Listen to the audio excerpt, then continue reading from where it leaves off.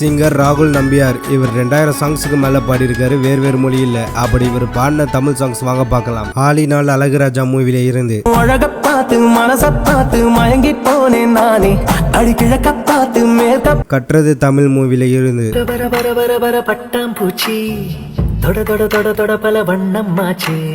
போக்கிரி மூவில இருந்து அப்போ கனாதா பிடிக்குமே, இப்போ மெலடியும் பிடிக்குதே.